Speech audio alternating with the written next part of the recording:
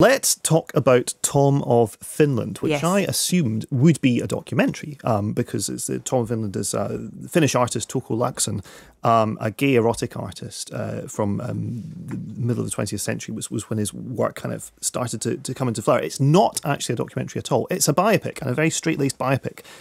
Even if you're not big on erotic art, which, you know, I accept some people aren't, you probably know Tom of Finland's work, if not from the work itself, then by the influence that it had. It was kind of graphite pencil illustrations of burly, hyper-masculine men in these very macho jobs, policemen, motorcyclists, lumberjacks, wearing uniforms that could delicately be described as snug.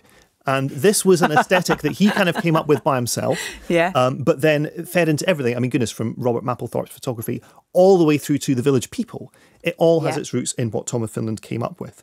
Now, what's really fascinating about his art is that the images are unquestionably queer, but they're also incredibly macho. So it kind of turns on its head this idea that gay art has to somehow be effeminate as well.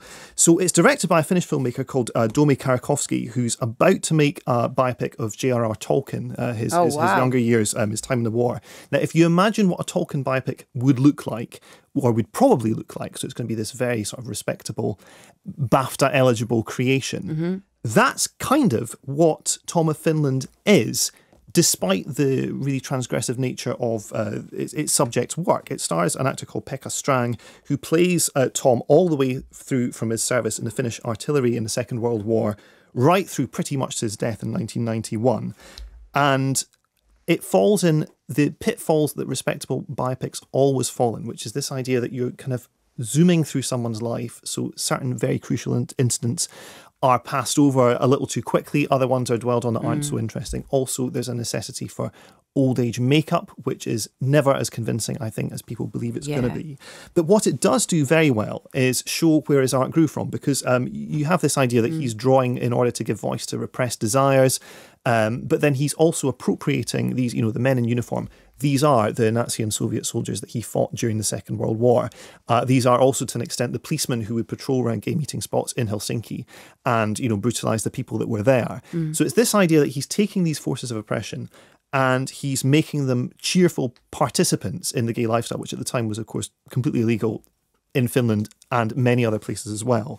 It gets that very right. It also gets a feel for place very right. You have this idea that there's life on the surface of conservative Helsinki where he works as an art director, an advertising agency.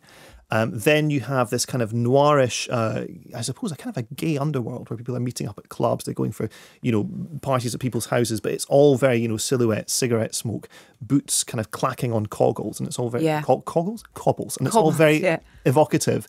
And then he moves to California, where he realizes his art has really caught on. And there's this wonderful moment where someone says to him, "Look around, you know, Tom, these are your men." And he looks around this swimming pool and he sees his fans, but they're basically dressed as characters in his art. So the art side of things, very good. The life side, less so. You come out thinking, oh yes, righto, I see, very good, but not a lot more.